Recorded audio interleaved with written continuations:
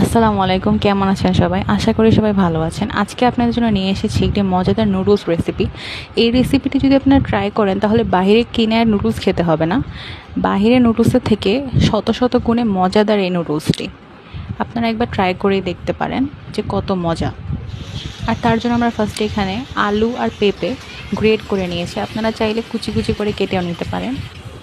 তারপর এখানে তেলের মধ্যে মেথি, তারপর হলো গিয়ে পেঁয়াজ কুচি দিয়ে, তারপর এখানে সব মশলা যেমন রসুন বাটা, আদা বাটা, পেঁয়াজ কাঁচামরিচ বাটা, লবণ, হলুদ, জিরার গুঁড়া সব দিয়ে ভালো মতো মিক্স করে নেব।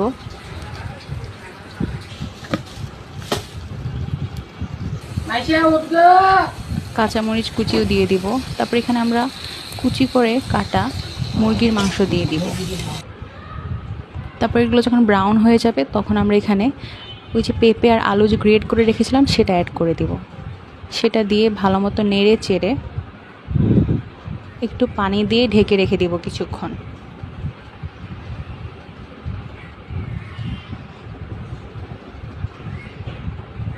তারপর এটা ভালো মতো সিদ্ধ হয়ে গেলে আর পানিটা শুকিয়ে গেলে আমরা এটাকে উঠিয়ে নিব। তারপরে এখানে আমরা নুডলসটা সিদ্ধ করে নিব।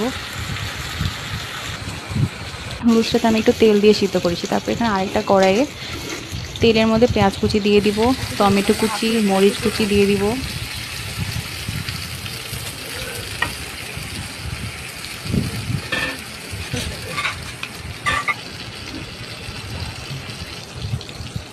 তারপর এখানে আমরা নুডলসগুলো অ্যাড করে দেব। টমেটোগুলো হালকা হালকা সিদ্ধ হয়ে গেলে তারপর ভালো মতো নেড়ে চেড়ে নিব। তারপর এখানে আমরা আমাদের ভাজিটা অ্যাড করে দেব। ভালো মতো নেড়ে আমরা এখানে কয়েকটা 8-10টার মতো চিংড়ি মাছ একটু ভেজে নিয়েছিলাম তেলে, ওইটা এখানে অ্যাড করে দিই। এটা অ্যাড করলে অনেক ভালো একটা স্মেল আসে, আর বাচ্চারাও চিংড়ি মাছটা অনেক বেশি পছন্দ করে। তারপর এখানে আমরা ডিম অ্যাড করে দিব।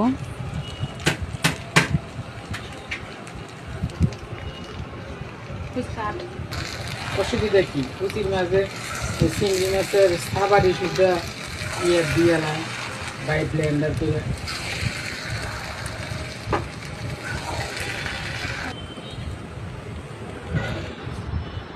তারপরে আমাদের এখানে নুডলসটা রেডি।